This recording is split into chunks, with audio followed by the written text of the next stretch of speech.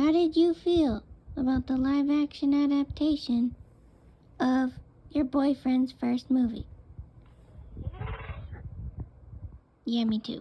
Hey guys, I'm going to be reviewing the live-action How to Train Your Dragon movie. I finally saw it again with a working audio description headset, so I'm gonna give my thoughts on it.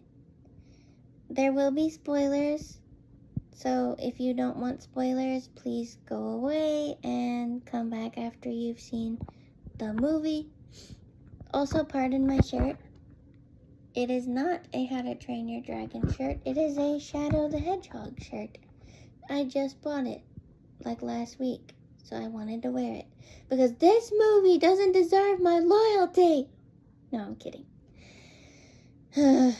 I have thoughts. Yeah. So, the first time I went to see it, I went in 4D and my audio description headset didn't work. I was kind of irritated, but I didn't really need it because it was so close to the original. There were a few things that were added, and that were taken away that I will get to, but, I understood it pretty decently because it's basically the same. I'll start with the positives. So, when I first saw it, I had a lot of trouble coming up with positives because I was so upset by a lot of things. But I saw it today and my headset worked. And the positives are the dragons, of course. I did find myself smiling a teeny bit more than I did the first time, but it was nowhere near how I reacted when I saw the first movie for the first time.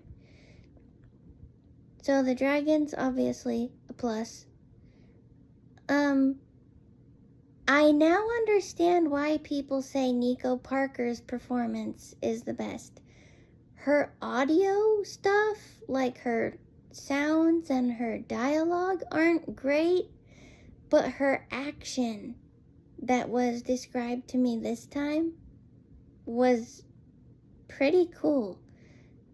I don't know how I feel about her kind of being the leader, because in the original, Hiccup was the leader, and that was more meaningful because he was a wimpy kid that nobody cared about or talked to or would be caught dead sitting with, kind of like a lot of disabled people.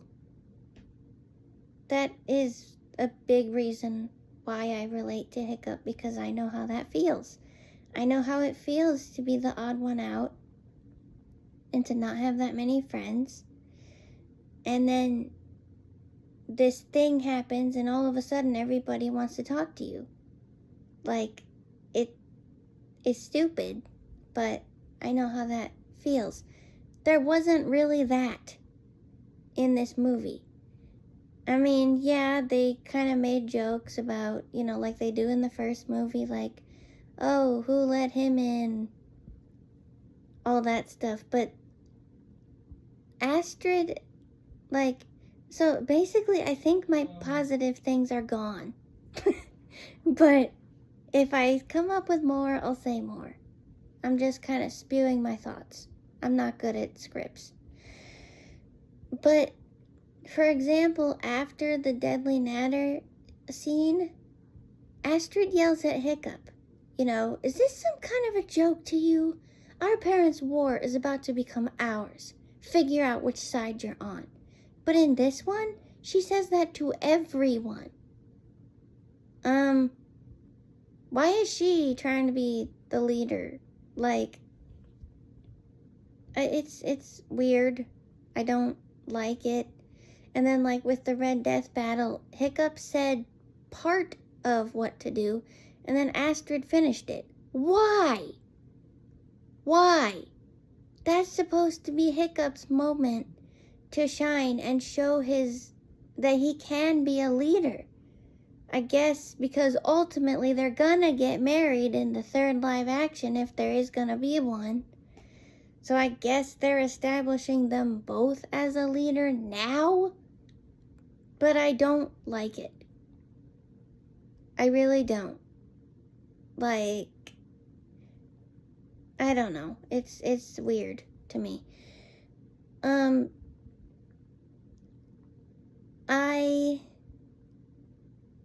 There's a lot of things that upset me. The acting, like, with any of the characters talking. I was even disappointed with Gerard Butler. Like, I thought he would, be great as Stoic in live action, but, like, something was off. Like, especially the thing that comes to my mind is when he's, talking to Hiccup about how he's been doing in dragon training, which, by the way, what the hell? Why? Why is it called the Trial of Flame? And why is the honor of, killing the monstrous nightmare called Top Slayer? What are these names? It was fine being called dragon training. So there was no Gobber's iconic line, "Welcome to dragon training." It was, "Welcome to the Trial of Flame." Like, what? That line is in the main menu of the first movie. That's the only bit of dialogue you get, is Gobber going, "Welcome to dragon training." And then you hear Test Drive and you see Toothless throughout the main menu and all the other dragons, I think. No. We didn't need those stupid names. But anyway, Stoic is telling Hiccup like how proud of him and he is, and that was done so much better in the live action, in the animated. Like, what happened? Like, there was barely any enthusiasm in his voice. Like, it sounds like he's faking being happy. 'Cause, like, part of it was okay, but when he's like, "What a feeling! You really had me going there, son. All those years of being the worst Viking Burke has ever seen." All that. I could keep going, but I'm not going to. It's... what a feeling. Huh? What? Like, even when I saw it the first time, I was like, What?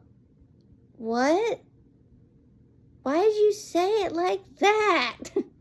I don't know. I'm not a professional. I just know that I am a fan who loves the original, and I also know that sometimes people are kind of snobbish about actors versus voice actors, and so people sometimes will say like, "Oh, the voice actors didn't do a very good job, and that's why live action is better." Like, I disagree so much. I can give so many examples in this movie where the voice acting is so much better. There were so many points when any characters are talking. Hiccup and Stoic, Gobber and Stoic, literally anyone, especially the scene when you first see the twins and Fish Legs and Snotlout. They were acting as if they were waiting for a cue. Like, there were so many pauses between lines spoken. The conversations did not feel natural. I know Hiccup and Stoic's conversations are supposed to be awkward, and boy were they. But it just still didn't feel natural. They did manage to get "I think it's time you learn to fight dragons." What? And "I decided I don't want to fight dragons." What? Like, those two things back to back, how they are in the original, they did manage to do that. So that was cool. But like, I was not impressed with the acting. I saw the clips that they were showing before the movie came out, and I was hoping that those were unfinished clips. They weren't. It was really disappointing. And also, the score. Oh my God. My biggest things that I was happy about were the score and Toothless. And the score let me down. I was working on a video where I react to the entire live action score. And it kind of sucked because the score came out the same day I was going to see the movie, and I only made it up to Forbidden Friendship and then had to leave. So I don't really want to finish it now that I've seen the movie. But it really let me down. It felt, the whole score felt like a really good cover orchestra. It didn't feel like John Powell's beautiful score. There was no heart. There was no emotion. It felt empty. Even the sound design felt empty. Like the Red Death battle. I'm very disappointed in that. Toothless's plasma blasts felt empty for Thor's sake. Like, I was disappointed in them in the third movie because they didn't sound right. And it's like, this is the route, that's the route they took here. I don't understand. And it's hard for me to explain in words, but everything I rely on, for the most part, was so bad. The music was lackluster. The sound design was lackluster. Like, the acting was basically lackluster.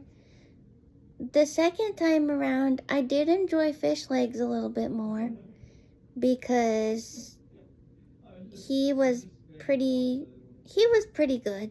Fish Legs was good. I am kind of, I knew I shouldn't have had high expectations for this, but this movie, the merch, was hyping up the Skrill. I'm still waiting to get the Skrill in the Book of Dragons figures. I have more coming in the mail.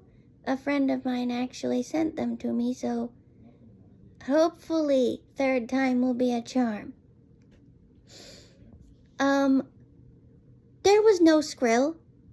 I didn't hear a Skrill the first time.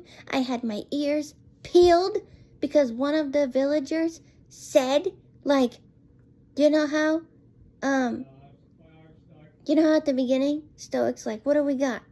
And that one Viking is like, Gronkles, Natters, Zipplebacks, and I think some name, saw a monstrous nightmare. I don't know what name he said. But in the midst of that, in the live action, they put Skrill. And so this is the moment where my friend is going up to the desk to try to get my headset fixed. And when I hear the word Skrill, I like perk up. My head is like straight up. My ears are like, if I was a dog, my ears would have been up. I had my ears peeled. No Skrill. I didn't hear a Skrill at all. Not even lightning. Even when the Vikings attacked the nest at the end, I listened. I didn't hear any lightning. I didn't hear the Skrill's sounds. I'm upset. I thought we were going to get a Skrill in the theater, and we didn't. Or if we did, it was in the background. But I still feel like I should have heard it. An audio description should have said it. Like even described it. It didn't. So I am upset about that as well. I thought that since we were actually getting merch of the Skrill, that we would see one. And I was excited. That was giving me hope for this live action. And I'm upset because we didn't. And I think there was also a Rumblehorn figure, which there was not one of those either. That's not until the second movie, but you know. Another thing that upset me was that the editing felt off. And what I mean by that is some things didn't match up, like the movie and the score. Like, sometimes I know audio description is a little ahead of the action or behind it, because that's just how it has to be. But I've also heard other people complain, so it's not just me, and even without my headset, I knew, especially with Test Drive. What the actual hell? What happened? What did you do?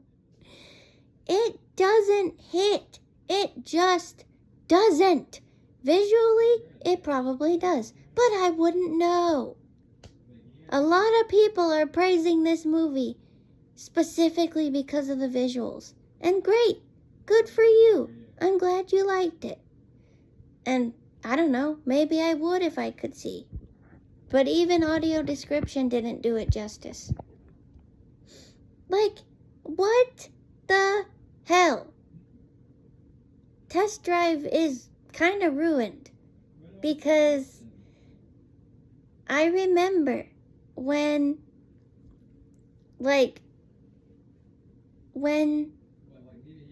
Hiccup gets back onto Toothless, that's when their themes start again. And then you have that final part, the part that everybody loves. I'm not good with score terminology, so I'm not going to analyze the whole thing. But in the live action, at least from what I remember, they fixed their issue when the part was playing of the music where they're supposed to still be falling. And so it doesn't fit. Because then you're like, wait, huh? So then they start successfully flying before the do do do do do do. And it throws me off. And someone actually, I saw a TikTok where someone showed that but used the score book. And that is a really cool idea. I never thought about that. But I don't have the score book. And I don't want to get copywritten if I use the music, because that's the best way for me to show people. But hopefully you know what I'm talking about. I tried to explain it with words. So that was disappointing, and that kind of took me out of the moment. Also, Forbidden Friendship. One person who reviewed this movie said Hiccup didn't smile. But, from what was described to me, Toothless did not smile. It sounded like it. His sounds were exactly the same as when he smiled in the original. But all audio description said was Toothless strains his face. In the original, it says, I don't remember the exact wording, but that Toothless, mimics a smile. But in this one, it just said he strains his face. That doesn't tell me that he's mimicking a smile. Like, so that was a bit sad. And Hiccup was talking too much. That scene, like, you know, there's supposed to be the, toothless. I could have sworn you had, teeth. And then I don't have any more. Those are supposed to be the only words spoken. Then, of course, the, Those aren't really words, though. Those are sounds. But, like, Mason was speaking more. At least in the beginning stages of it. And I didn't like that. Because that scene is supposed to be body language only. No words. That sounds really weird coming from a blind person. But I love it. Like, even before I saw the original with audio description, I didn't dislike that scene. I still liked it. I didn't know what was going on, but I liked it. And then once I watched it with audio description, my heart expanded 3 sizes. More like 10 sizes. Oh my God. But with this one, it just didn't land. And I got to Forbidden Friendship when I was reacting to the soundtrack. And that one is the only one that made me feel exactly the way I felt when I heard it the first time. But I don't want to post it now because the movie botched it for me. Like, that's another moment where I feel like the movie was ahead of the music. Because, Toothless picked up the tree as soon as his theme was fully there. Like, it's broken up throughout the beginning of Forbidden Friendship, but once you finally get the... I can't do the tune right now. Once you finally get the full...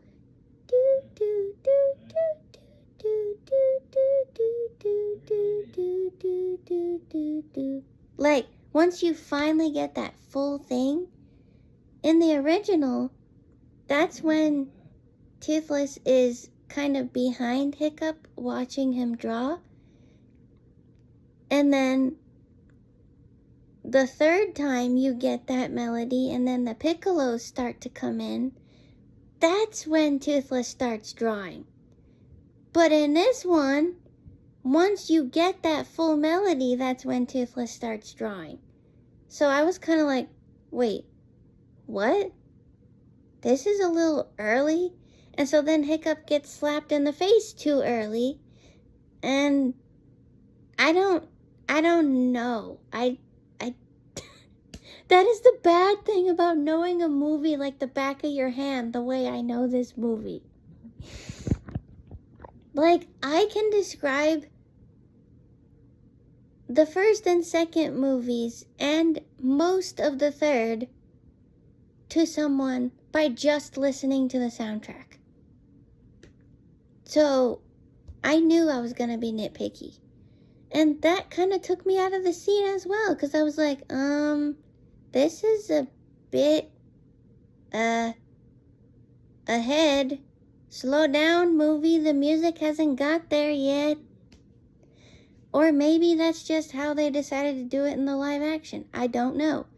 I say that it's messed up because Test Drive was messed up. So, I just... That made me sad because 2 of my favorite scenes, those things kind of took me out of them. And then, of course, this is just a me issue, but I love to do the part when Hiccup is stepping on the line and then he moves his foot when Toothless makes, like Toothless growls when Hiccup steps on it. and purrs when he stops stepping on it. I couldn't do that this time because it was too early. And also, they made his purr shorter. And I don't like it.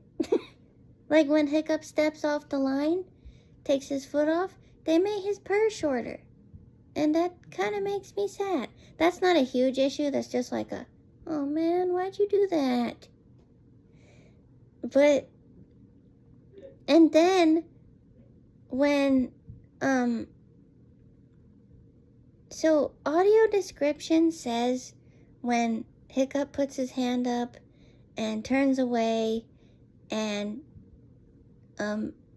Toothless closes his eyes, it's audio description says Hiccup, or Toothless lets Hiccup touch his nose. But in the original, it says, Toothless closes his eyes and places his nose in Hiccup's palm. Did they do it different in the live action?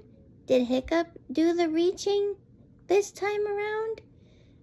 And also, Toothless made a sound there. There was no sound there in the original because they were both taking a risk. They were both slowly learning to trust each other.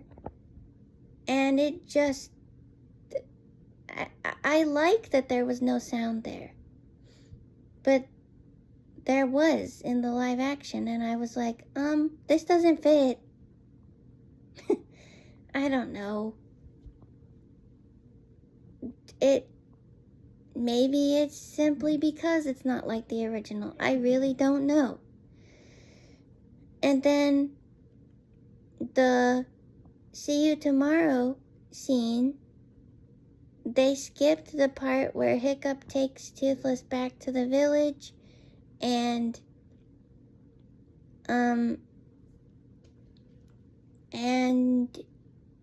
tries to work on the tail there, and then Astrid almost catches them.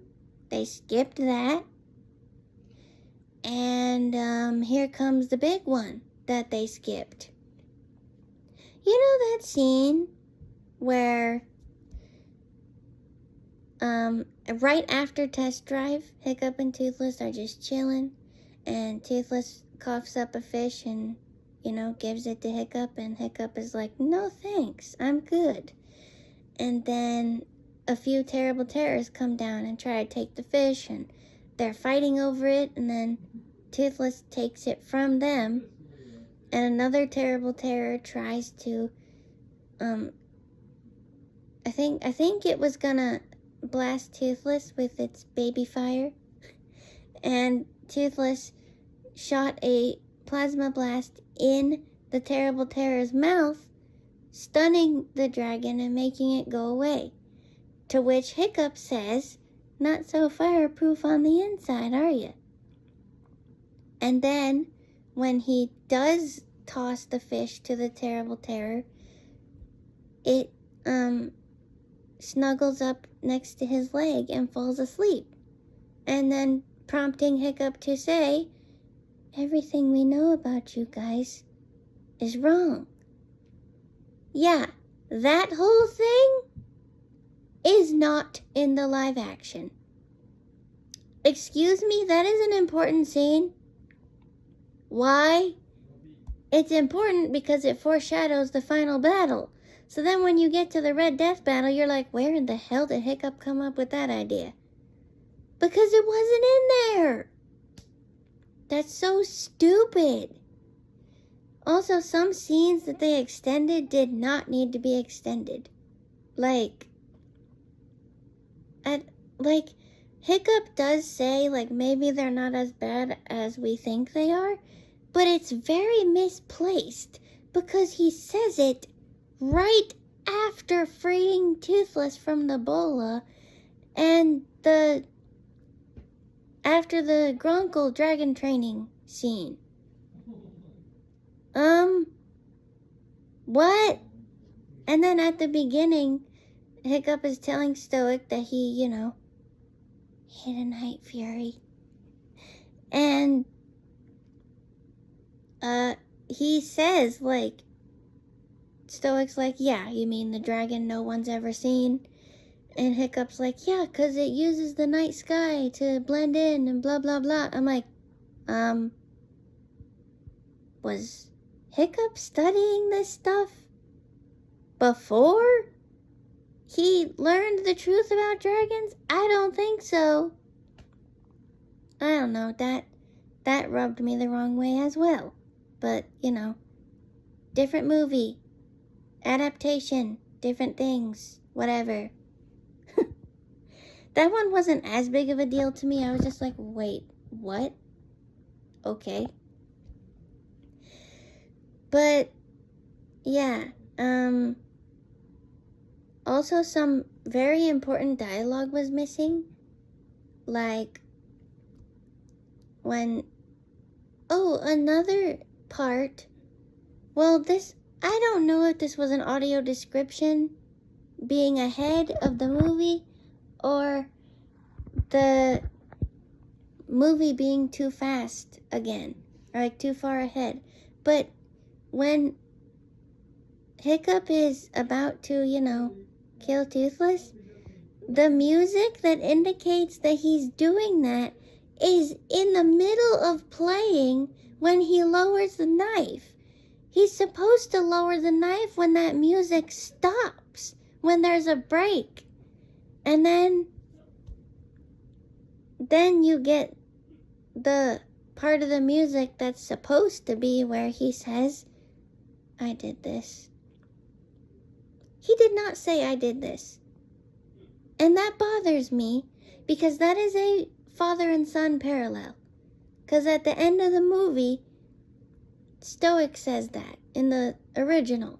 When he sees Toothless on the ground and he doesn't see Hiccup, he says, oh, son, I did this. That was not there. Neither were Vikings. It's an occupational hazard. Those two father and son parallels are gone. And I don't like it. Why did they take out the scenes that are pivotal and the dialogue that is important to the story, and they add on things that don't matter and things like, I don't care about race swapping. I've never cared. I do not care. As long as the actress or actor does the character justice, I don't care what color they are. I do not care. The director picked them for a reason. I don't care. But why did we need a scene where Stoic is like, your tribe came from this place, and your tribe came from that place, and we're all here? Like, it's like they needed to let us know this is why people in this movie are more diverse. Why? Why did we need that? We didn't. Maybe because people were making such a big deal about Nico Parker. And I don't love her acting as Astrid, but she did her best. And she did what she was told to do. So, we didn't need that. That was a waste of time. And Astrid was acting more like Snotlout and being like, I'm gonna be chief one day. And Hiccup is like, yeah, you're the kid my dad's always wanted. He looks up to you. Excuse me? Since when does Astrid want to be chief one day? That's a Snotlout quality. Like, she's all, I've got my eye on that big house of yours. I'm gonna be chief one day. Get out of here.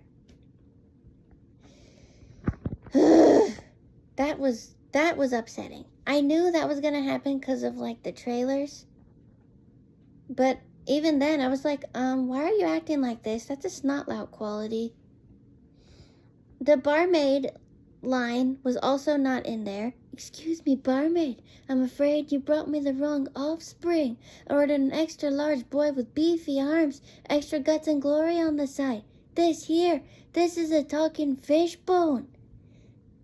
Except I'm okay with it because I did not want to hear Mason attempt that. I still don't love Mason as Hiccup.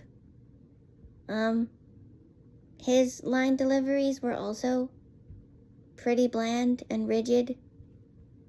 And he talked during things he wasn't supposed to talk during. And, hello, there was no dragon nip. What? Why? So, when I first saw it, and Toothless lands in the field, remember I didn't have my headset. So I thought, oh, it's the dragon nip. I hear him sneezing. And guess where my mind goes? Yep, blue oleander. So then, when my friend was like, oh, that's different. And I was like, what? And she told me, like, Hiccup threw the flower at the Gronkle and it's like choking. She hasn't watched the series, so I couldn't ask her if it was this because she doesn't know what it looks like and neither do I. I just know it's a blue flower. I guess I could have asked, was the flower blue? But I was busy being angry in my own head. I'm like, okay, he doesn't know yet. It's fine. But I was mad because I thought it was blue oleander. But then I saw it with my headset working this time, and it was just dandelions. And I was like, where did that come from? Okay. That makes it even weirder that it's just dandelions.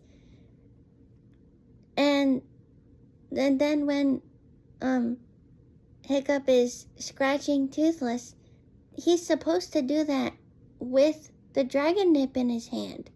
There was no dragon nip, and he was talking.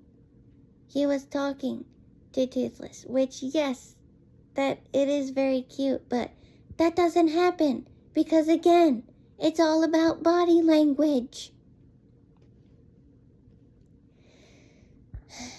I don't like that the dragon nip wasn't in there, but whatever. Maybe, hopefully, there will not be a series based on these live action movies. The second one has already been greenlit. Don't even get me started. Like before the movie even came out. Astrid Goes for a Spin was also disappointing because, again, the acting. Nico's screaming sounded like she was having fun. There was no, like, terror. Also, thank you for nothing, you useless reptile. That didn't land. Land. And also, I wonder if a cliff is scarier than a tree. But like Toothless stranded Astrid on a cliff instead of a tree. So that one I don't have any opinion on. It's just kind of like, whatever. Maybe it's more scary that way.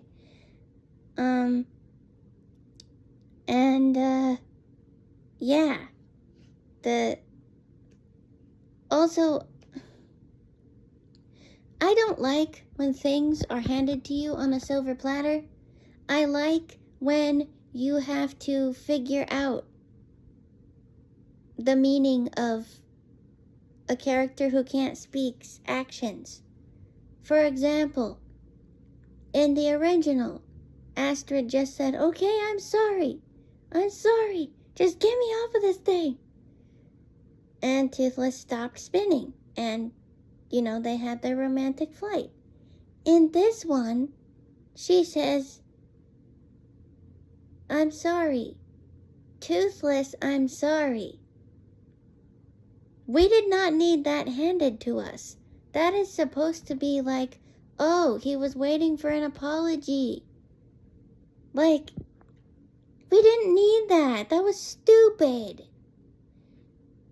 That's how I felt with The Last of Us, Season 2. Like, things were just handed to you on a silver platter, instead of us, as the audience, figuring it out on our own like we did in the game. I don't know. Also, Romantic Flight was a little disappointing because, again, it sounded like a cover band. And I didn't really like it that much. And this isn't the movie's fault, but in the simulator last week, the simulator chairs were so squeaky that that's all we could hear. And I'm like, wow, this is so immersive. Squeaky chairs. But that wasn't the movie's fault.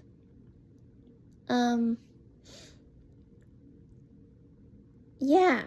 And then another big thing. They kept name-dropping Valka. Which, why? She was mentioned in the first movie when Stoic gave Hiccup the helmet. And, you know, he's like, your mother would have wanted you to have it. It's half of her breastplate, matching set, keeps her close, you know. That's it. That's all we got.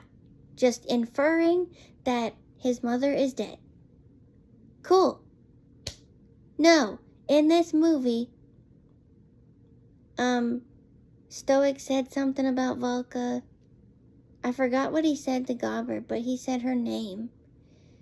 And then Hiccup's talking to Astrid, and he's like, yeah, and one of them took my mom.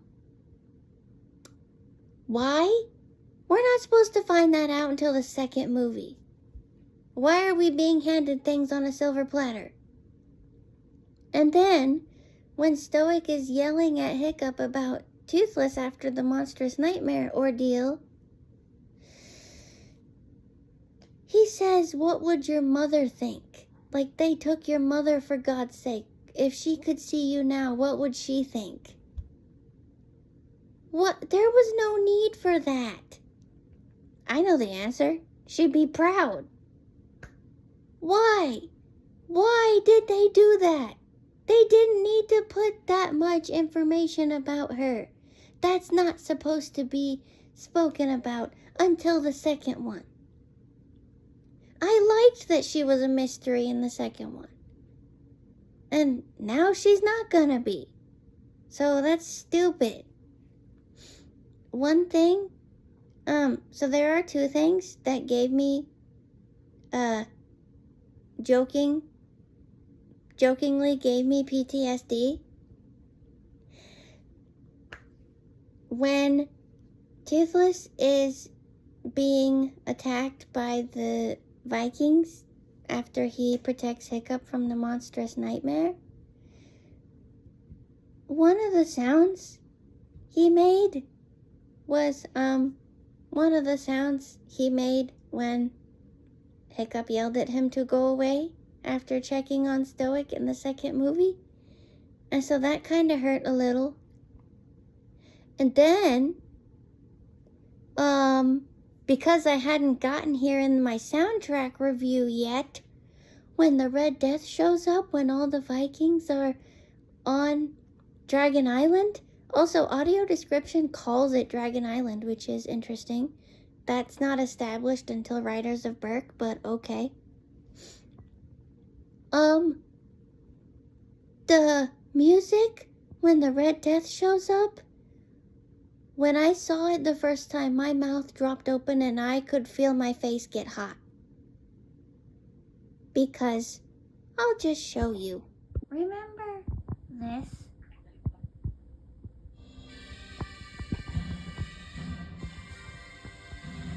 You know, Drago screaming to get his bewilderbeast's attention, and Stoic and Gobber running towards them, and you know, Drago getting ready to control Toothless with his bewilderbeast, and then this, when Stoic is running towards them, and Toothless is very close to blasting Hiccup, and Stoic is getting closer, and pushes Hiccup out of the way, and the blast hits Stoic. Yeah.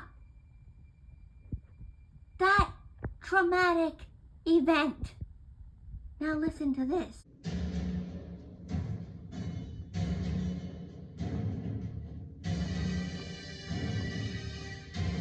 See the similarities? So yeah, when I heard that, my mouth dropped open and my face got bright red. And then you hear this. So, I kinda thought they were gonna throw us for a loop and kill Stoic right there. I kinda wish I got that far when I was reacting to the soundtrack on video. 'Cause, I think I would have actually, like, screamed or cried or something. 'Cause that would have made me think, oh my god, they're gonna kill Stoic in this movie. No, they didn't.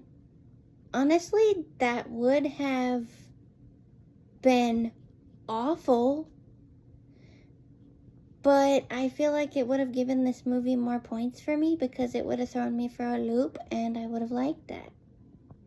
But then, what would they do in the second movie? Some people are saying, like, don't kill Stoic in the second movie. I'm like, listen, I don't want to watch that again either.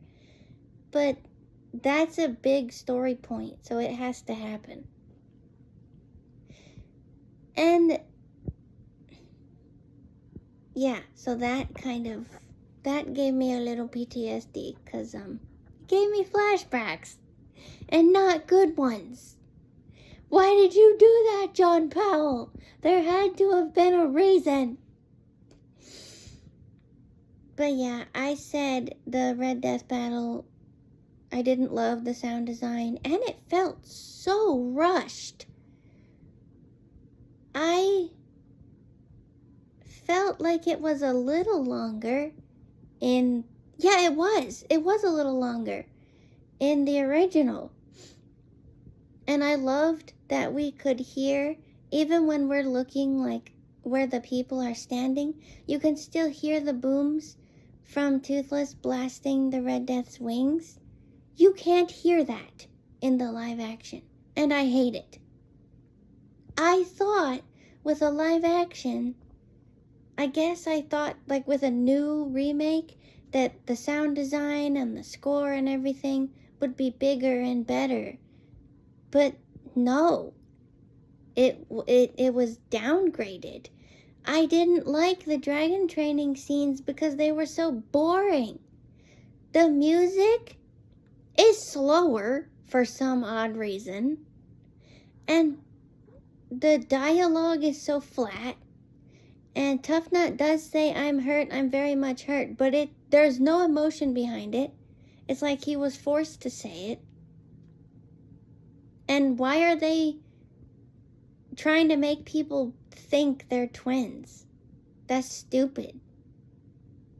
I know they're not, like the actors don't look like twins, but that makes it even more stupid that they're trying to fool everyone into thinking they're twins. And that only happened one time.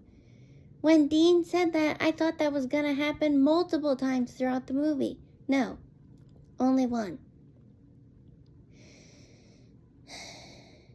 But also, I kind of touched on this. I didn't like Nico Parker's dialogue and like sound effects.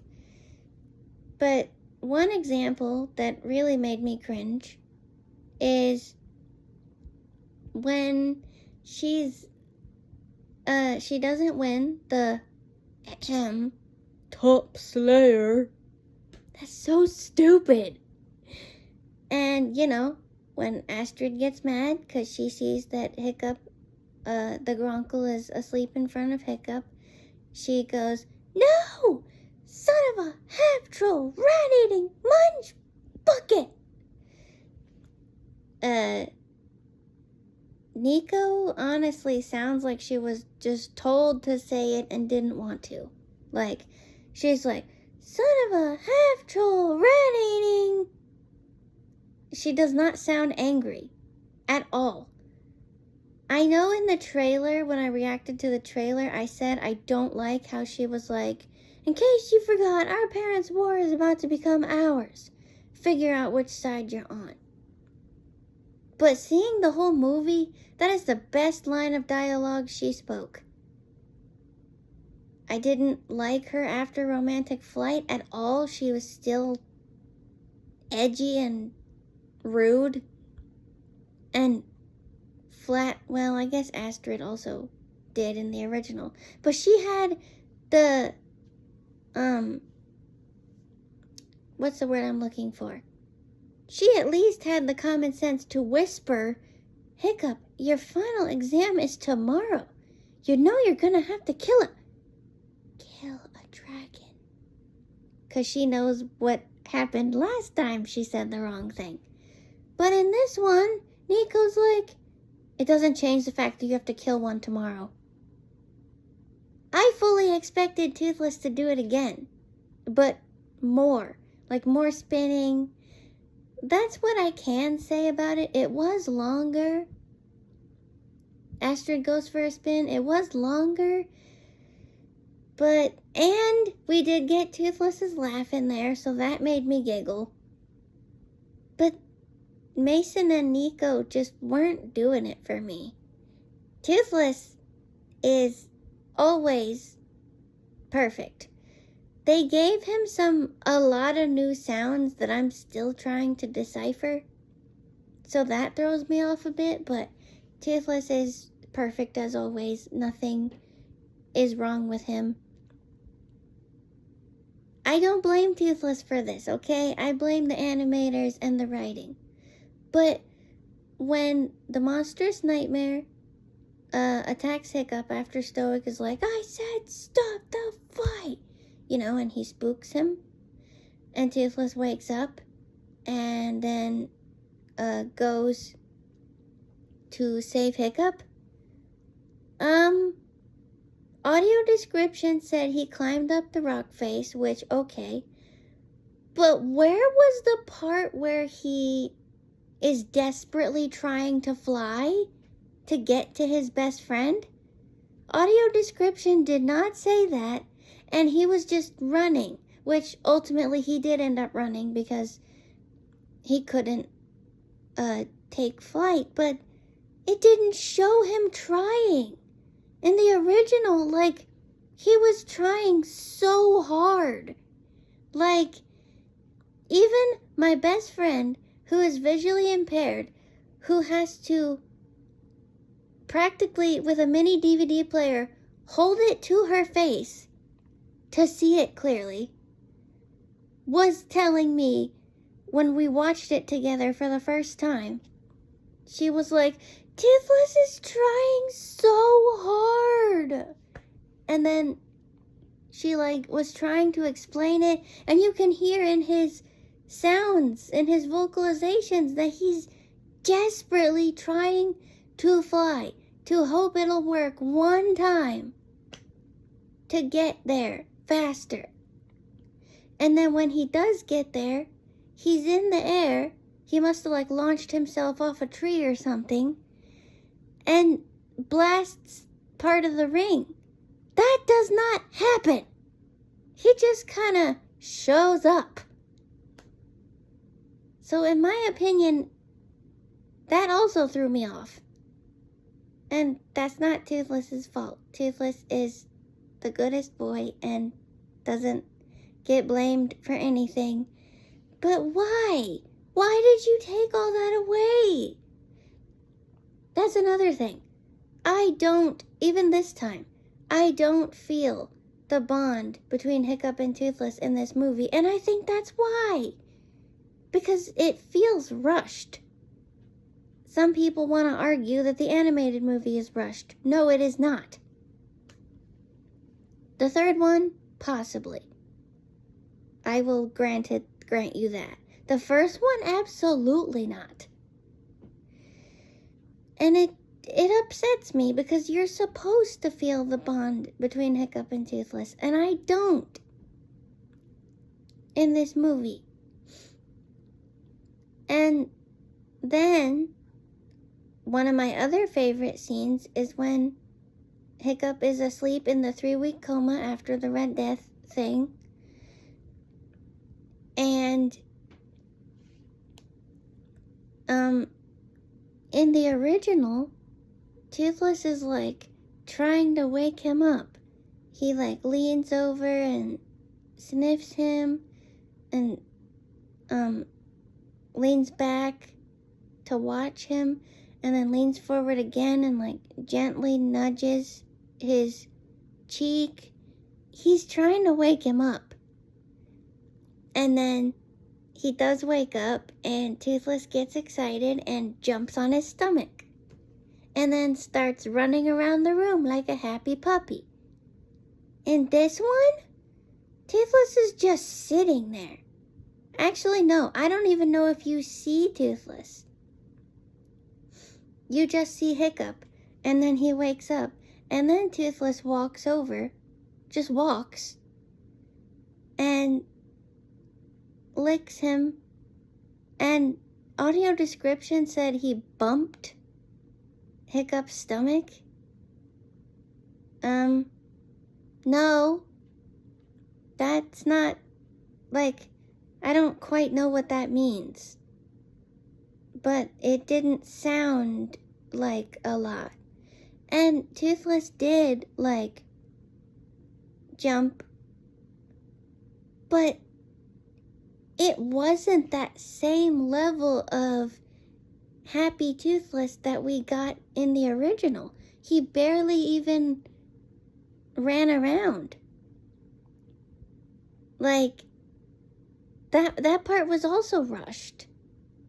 But there is a moment that I didn't know about, and I will say I almost teared up here when Hiccup puts his legs down and sees the prosthetic, and Toothless helps him up, and when he falls, Toothless caught him. But then, instead of helping him all the way to the door, Toothless goes to the door himself and urges Hiccup to walk by himself towards him. That was adorable. And talking about it now, I feel like tearing up. Like, that was very sweet. And something that wasn't in the original. Like, I was listening for it to say that, Hiccup's leg and Toothless's tail were right next to each other. And it didn't. But then that caught me off guard, and so I forgot all about that. Like, that was a very touching, cute moment that was new, and I loved it. It didn't quite, I think I didn't cry because I didn't feel the bond between them through the rest of the movie. If that happened, like, I don't know, in a new version of the original movie, yeah, I would have cried. I don't know, and also, I've heard people talk about this too, that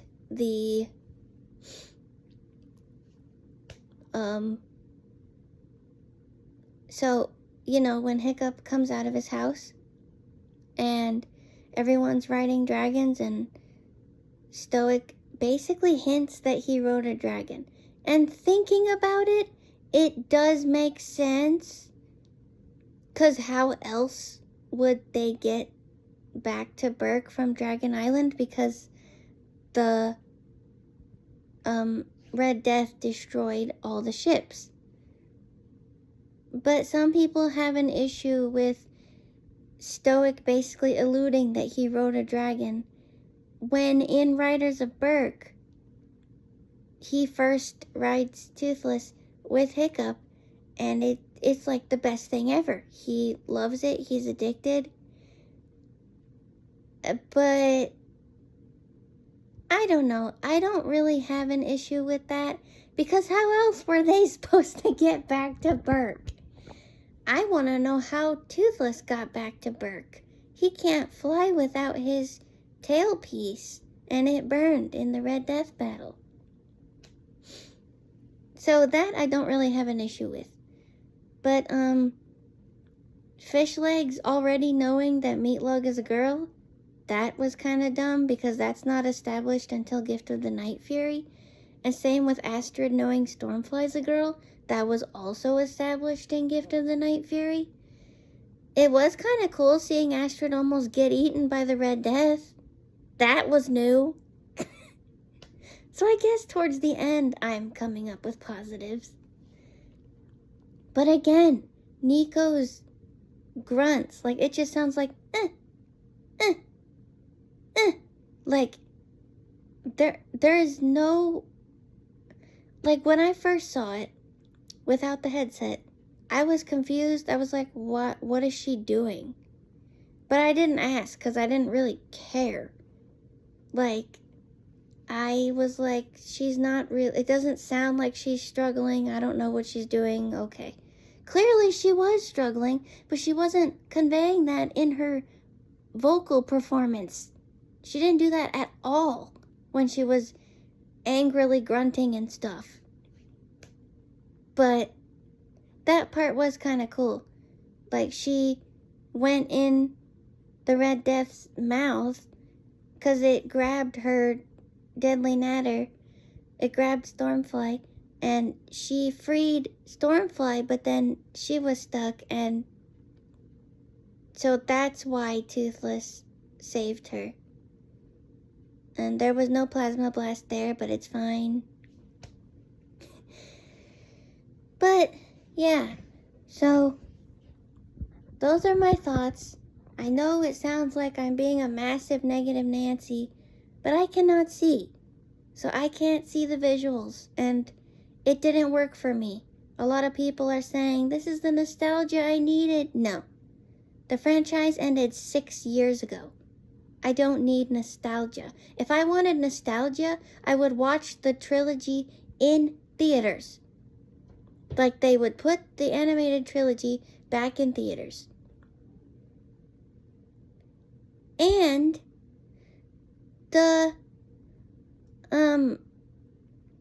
so this is kind of off topic, but last year, all the live action Spider-Man movies were released back in theaters. And I had just seen them in 2021 and 2022. So it wasn't really nostalgia for me. It was more like, I never got to see these in theaters. This is the best day of my life. And I did kind of cry a little, because everybody in that room was there to see the same thing. And those tickets were $5 a piece, and those movies were out for one night a piece, and Spider-Man 2 made $2 million that one night. So please, DreamWorks, put the animated trilogy back in theaters if you want us to have nostalgia bait. This was not nostalgia bait, at least for me. It was, like other people have said, another universe. And I've done some thinking over the past week. And in terms of live actions from animated movies, it's good for that. It's a good live action. It sticks to the story pretty well. There's one major scene that's missing and some major dialogue, but overall it sticks to the story. It's a good live action adaptation of an animated movie. But is it a good How to Train Your Dragon movie?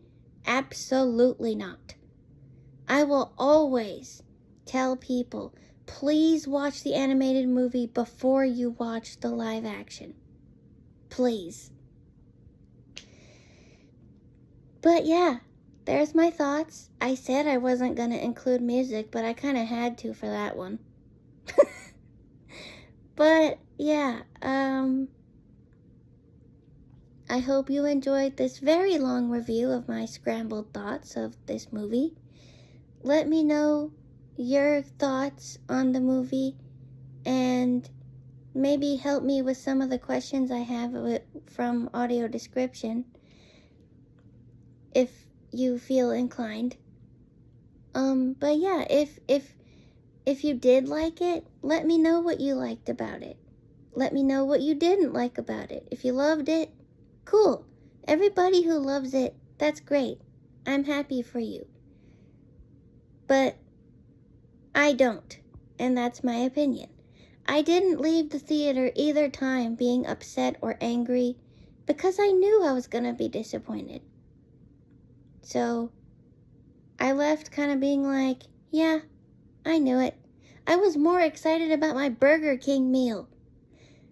That is probably the best thing about this live action, is we're all getting more merch, and ever since, the hype of Epic Universe, How to Train Your Dragon has been all over my social media, and that makes me so happy. I still want to go to the Isle of Berk. I really hope they don't add any live action elements to that park because it's already perfect. Don't taint it, please. But yeah, I'm loving the merch.